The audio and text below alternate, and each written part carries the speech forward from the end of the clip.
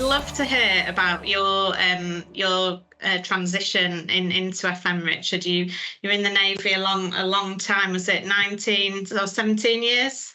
17 years, yeah. 17 years. So how did you make that transition? When you're in the armed forces for such a long time, you get institutionalized, and there's this it's not done on purpose, but there's this whole thing about you will never succeed in Civvy Street, you will never do better than you do in the armed forces, and that's a common story you hear from lots and lots of people. So me being no different, coming out into the big scary world, having to actually work for a living for a change. What do I do next? Where do I go? How are my skills transferable into Civvy Street? And you know what? It's a question that every service leaver asks themselves, and there is no answer. And I've got a lot of friends who have made the transition like in the last couple of years, and I've tried to help and guide them.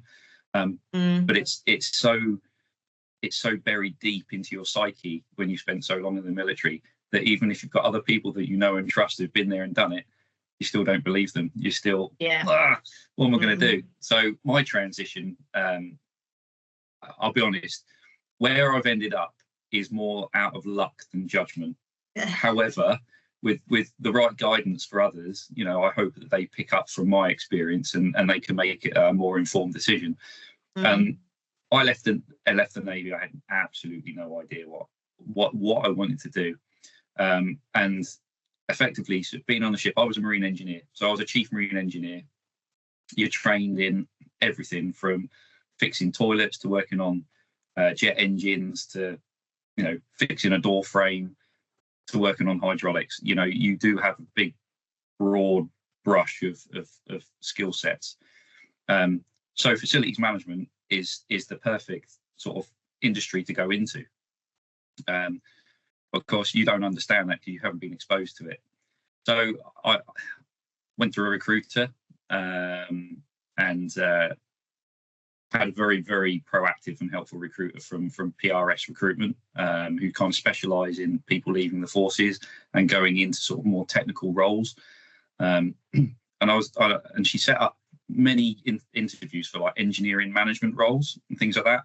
And I think in about probably the space of about 2 weeks, I'd been to probably about 4 or 5 interviews for those types of roles. And this one role came up, she phoned me about, was about a project manager. And I sort of sat there and thought, what do I know about project management? I haven't got a clue what project management really is. Unbeknown to me, I've been doing it most of my military career, just not the full thing, but probably about 85% of the actual thing I've been doing. And I remember not so much arguing, let's call it debating on the phone with her, sort of saying, no, that's not for me. That's not what I want to do. No, I'm an engineer. Let's stick to engineering. So after about 20 minutes, like the penny kind of dropped with me and sort of thought, you know, she's done me proud up to this point. She's given me about 4 or 5 interviews to this date. I want to keep her on side. I'll go to the interview. I don't really have anything to lose by doing it. I'll just do it, get out of the way. We can move on and focus on the engineering management stuff that I really want to do, or the only thing that I know what to do.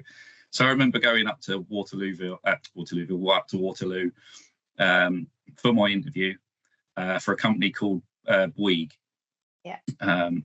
big FM outfit. And I remember sitting down with the then head of projects, a guy called Sharam Safari, asking me lots of questions, and sort of sat there sort of backing them off. Have you ever led a team? Well, yeah, how many examples do you want? And all these kind of things were coming out, and I found the interview easy. However, it was only 25 minutes long. And I remember sitting in the waiting room beforehand, and there were lots of other people dressed in suits with their little briefcases, and me thinking, no chance, you know, there's lots of professionals here. They all look the part, so therefore they, you know, you've got that doubt in your mind. Anyway, I did the interview, 25 minutes. I thought, that's that. Clearly not long enough to be a successful interview. Got on the train and went home. And literally that evening, the recruiter phoned me up and said, right, I've got some opportunities for you, some offers that have come through. I mean, some offers, that's amazing. And of the 4 or 5 other interviews I've been for, they've been offered 4 of those roles. And then she also said this role that I'd been to that afternoon for a project manager, they wanted to offer me the job. And I sort of sat there and thought, oh, right. I don't know how, 25 minutes, that's okay. So then she started going through what the offers were, and project management actually offered me the best salary. And I kind of remember a Richard Branson sort of quote saying, you know, don't give up a great opportunity. Learn it, do it, and then learn it. And I thought, do you know what, I'm going to do that. So I took the role, and do you know what, I never looked back from there. I went to work for Bouygues, met some fantastic people, and I think a large part of the reason that I've got the success I have today is because of those people. It was that, I wouldn't say so much nurturing, sounds a bit immature, but that guidance, that mentorship of those particular people helped me to become the person I am today. And it's not so much them being friendly and pointing me in the right direction, it's showing me how to do the job properly, showing me the processes, and doing it properly and getting me embedded in that. And do you know what, for someone coming out of the military, you are process driven. It's rammed into your head from day one. You must follow these processes, you must do things properly, and so you go into a job like that, and great, you feel comfortable. I don't feel like a fish out of water anymore, and I spent 3.5 really good years with Bouygues Energy and Services, and I just got on with the whole setup of that business, and it kind of reminded me of being in the military a little bit.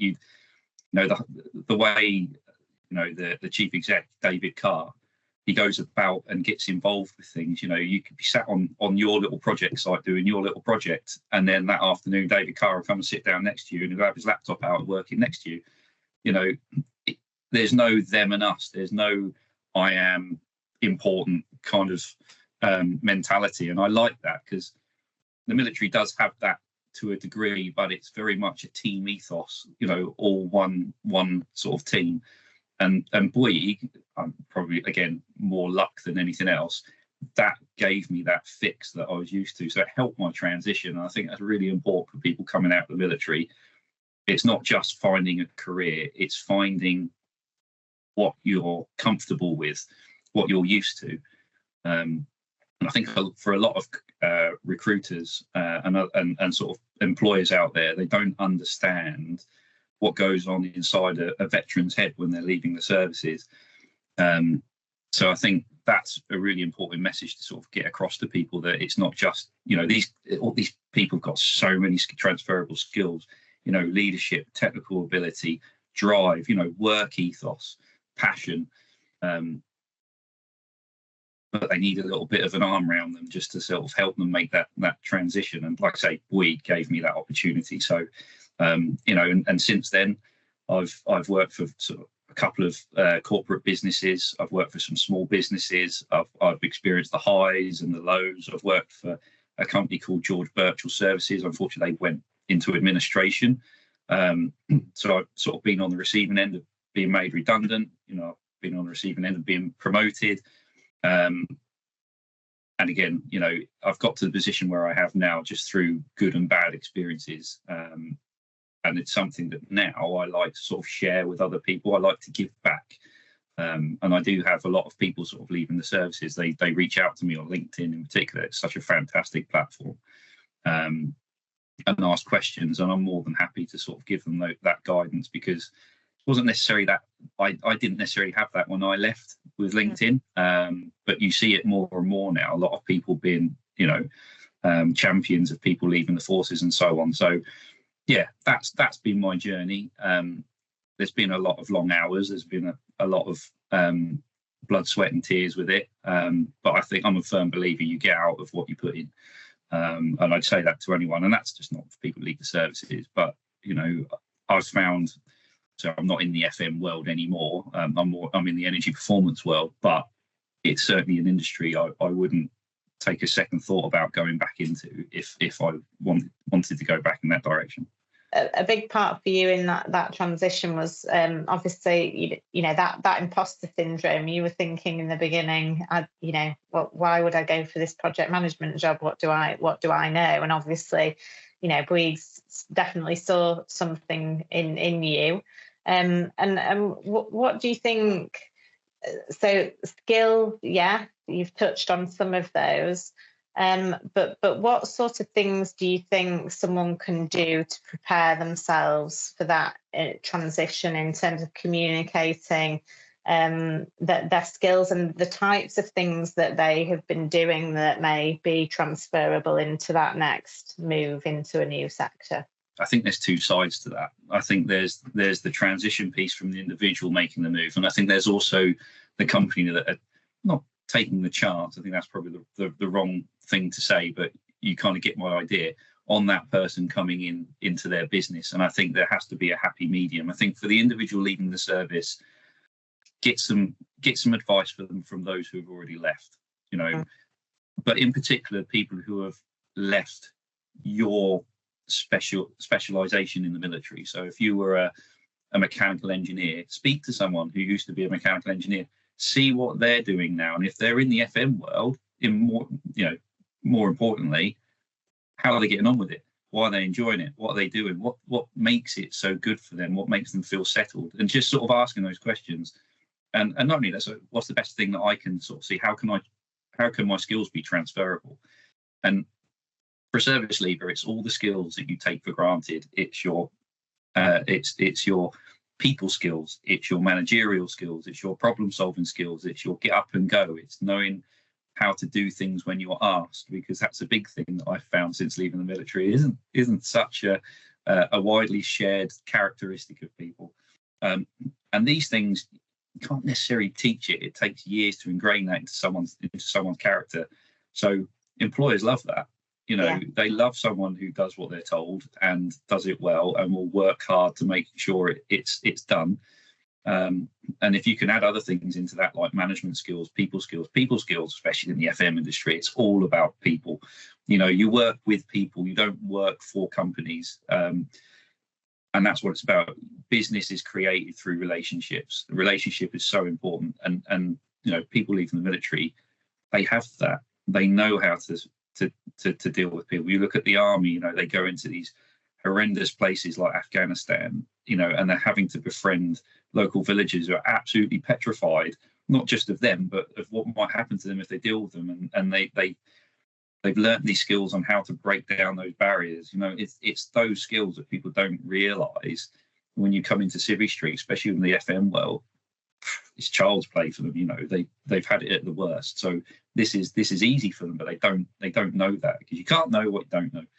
So that's the person. But from a company's perspective, I would say do your research, understand the people that you're recruiting. They are not, you know, this packaged up product that you can just hit the ground running with. They need a little bit of fine tuning. They need a little bit of guidance. You know, I'm a big advocate for people leaving the forces, but I do get a little bit frustrated sometimes with the whole superhuman message that's always sort of plastered. You know, military people are great, this, that, and the other, because straight away you kind of feel like someone's painting a target on your back, or you're getting people's backs up and things like that, and then you kind of straight away, you know, you're not on a level playing field with your civilian counterpart. Your expectations of you is up here in comparison to your, and that's unfair for someone leaving the military. So I think employers need to have do their research and have a good understanding of what they're getting, you know, when someone comes out of the services. What about the sort of variety and the diversity of career that you've seen be available across FM? Because I think, you know, part of the problem for FM as a sector is, you know, do people know that that's an opportunity in the first place, and how do they get involved? Yeah, do you know what? I'll see. I'm going to speak about it from the Royal Navy perspective. You know, that's what I lived and breathed, and I don't think there's a single job in the Navy that isn't transferable into the world of FM. You know, if I think about the chefs on board, that's going into soft services. If I think of the stewards on board ship, that's going into soft services. If I think of the air engineers, marine engineers, that's going into hard FM. You know, every single job in the military that I grew up with has transferable skills into the military, and every single one of them, there is overlap with those skills. Yes, they have their specializations. Some are marine engineers. Some might handle weapons, but they all have the managerial skills. They all have the problem-solving skills. They all have that drive to get the job done. So the work ethos is there across the board. So, you know, there is there is a consistency with what you get from the military, and then you've just got the specialisation that sits behind that as well.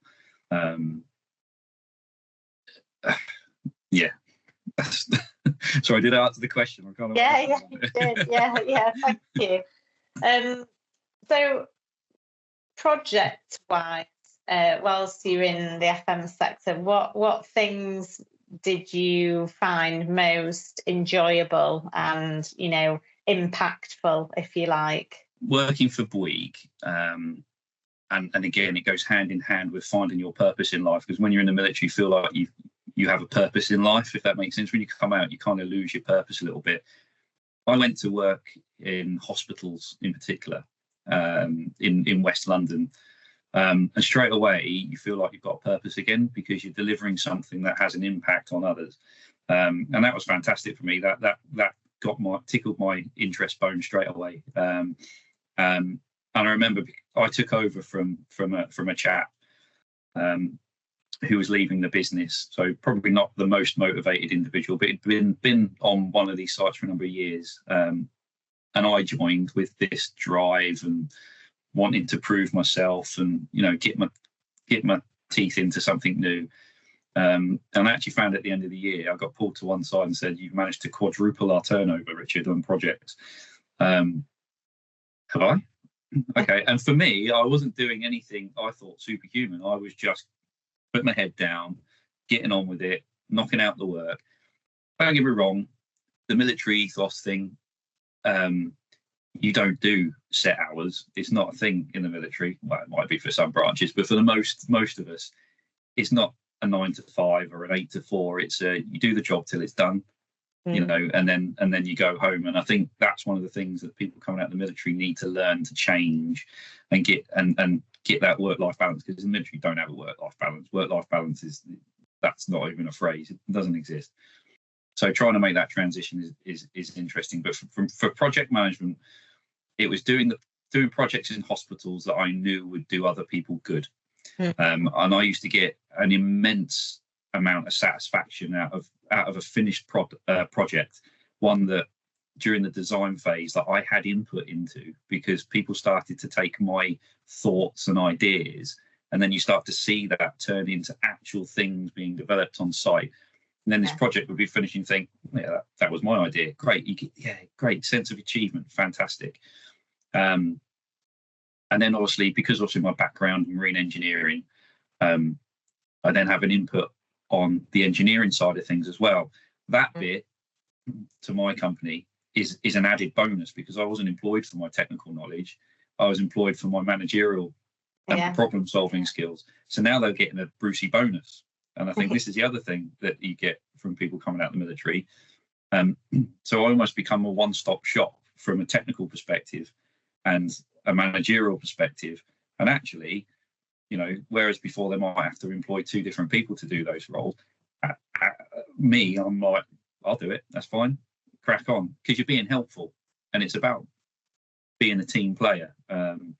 So, yeah, I think I spent most of my time at a hospital called West Middlesex University Hospital, which is near Twickenham, and 3.5 years I was based there. That was my base camp. I did other hospitals, North Mid, Central Mid, but I did most of my projects at West Mid. And I don't think there's a part of that hospital I haven't knocked down, rebuilt, painted, put something on the roof. You know, I did a lot of projects there.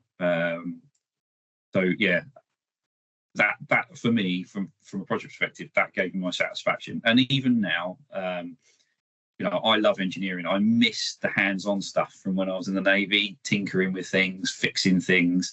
I do miss that. So I do enjoy it when there's a project that I can actually help with, not interfere, although some others might say different, not interfere with, or try not to interfere with, but to try and help and guide from experience. You know, I've done thousands of projects now in my time out in the military. So I'd like to think I've got some kind of experience and know-how that I can offer others. So obviously, being in the energy performance world now, I'm actually doing a project at the minute down at Salisbury Hospital. We're doing an energy performance project. So all that experience I've gained from FM is now transferable again Yes, into another industry. So and the chain keeps going. So it's very linked as well, isn't it? I mean, you know, energy and performance, but it's kind of part of the overall FM sector. That you're working very closely on everything to do with net zero and, you know, that side of things. So what advice would you have for you know, any service leaders or people that are now stepping into the FM sector, trying to develop their career further? I think, again, go back, do some research. You know, if you're leaving the service, you get plenty of time to work on this. It's not like you're given a month's notice. You have to give 12 months notice, which I think sounds like an eternity for a lot of people, but it comes around quick. Use your resettlement wisely. Do your resettlement courses, not based on what your mates say, but based on the career that you want to go into. Again, it all goes back to your research. If you want to go into FM, look at like what managerial qualifications you can get. Depending on what level you leave from in the military, you may already have those qualifications. You know, I got Institute of Management qualifications from the Navy from because I left as a chief petty officer. So I've got some qualifications already, which they mean nothing to you in the military, because qualifications, what do you need them for in the military? When you leave, it's important that how you can relate what you've done into civvy speak, because the people on the other side of the desk will want to understand, well, what level's that? So do your research and try and get some of your courses that relate to what you're going into, because that's going to become the foundations of your career going forward. Also understand what level you're worth when you come out. One of the biggest things I see people come out and doing is they'll go onto a very low rung of the management ladder. And the thing that I see time and time again is, once you come out and you step on that ladder, if you think, oh no, actually, my mate's a director of that company or whatever, I could do that. Easy. I've got the same skills. We served together. We did all the same courses. You can't now leapfrog from where you are up to where they are. Industry doesn't see you that way. So when you come out, make sure that you pick the level that is related to what your skills are worth. Because it's a very hard transition, or a very long transition, to try and catch up. So that is really, really important. Because again, you're only as good as your last job.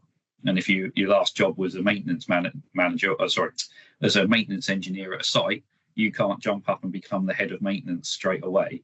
I see that a lot, which that frustrates me a little bit, to be honest, because you see people that are capable of so much more, but they make that error. Well, not an error, that's unfair. They're not given the right advice on where to come out, and then they kind of get not stuck, but then they takes them longer to get up the chain. And if people are as good as you say they are, or we think they are, then they will eventually rise to the top. But it just takes them a little bit longer, and it's a bit more of a painful journey. So that's one thing. The other one is, you know, if and I say to anyone in the military, if you were stuck on an exercise and you were in a burning building and you had casualties everywhere, and we've all done these exercises, you snap into auto. You just get on with it. You know what you got to do. You've got the confidence in your training, in your own self-belief. You just crack on, deal with the casualties, deal with the fire, deal with the building that's falling down, deal with the flood, the unexploded ordnance in the corner of the compartment, whatever it is. When you come out into Siri Street, you're not confident in you and have any belief in yourself. And then you sit in an interview, and I've just said it earlier on, no chance. Look, he's dressed the part. Yeah. Mate, seriously, last month you were doing a battle damage exercise, you know, in a completely dark compartment, smoke everywhere. You know, you had a flood in one corner, a fire in the other. There were people with legs blown off in the middle of the compartment. You know, if you can do all that, coming out into the FM world, you can deal with anything. You just got to have belief that, you know, and have the confidence in your own abilities. But again, that only comes from understanding what your abilities are and how they relate into civvy speak. Yeah. And did you have advice at the outset from a number of different people or organisations, or that you found useful to tap into at that point? Not really. I had some old Navy buddies, if that makes sense, who helped steer me, and one of the reasons I ended up taking the job at Bouygues, other than it being offering the most amount of money, was that one of my old shipmates worked for the same company, and he couldn't sell it more highly enough. So I remember having a cup of tea with him, or a beer, and he just talked me through it, the process, what it was like.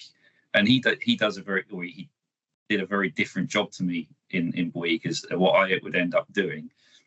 But he just sold the opportunities and the kind of people that, you know, they were up against, or the people they were finding, and it just wasn't what they were looking for, and that I would potentially bring a different dynamic to it. And it was interesting because when I joined Bouygues, you know, the Bouygues Energy Services, even though they're a massive company now, when I joined them back in, crikey, was it 2014, there was only 8 of us in the projects team. You know, 3.5 years later, there were 42 of us. I hate to think how big that projects team is now, but, you know, and again, I've helped grow something, you know. So, and I remember when I joined, they weren't really looking at military people, but after they got me, they proactively started to recruit more military people, in particular ex-Navy engineers, because they were basing it on the experience they had with me. So I'd like to think it was positive. And again, those people coming out of the military, they came straight out of the military into Bouygues, and now they've gone off and done bigger and better things with their lives as project managers. So yeah, it's been really good for them. It's been good for the company. So yeah, you can see the benefits. Yeah, well, that's positive to hear, and obviously there's a huge network of, you know, ex-military now in FM, and hopefully that is growing, and with the IWFM Veterans Network, you know, long may that continue. So that's been really, really useful and really interesting, Richard, to hear about your transition and your experience in FM, and how you've got to where you are today. So I really, really appreciate your time. Thank you so much for talking to me. You're welcome.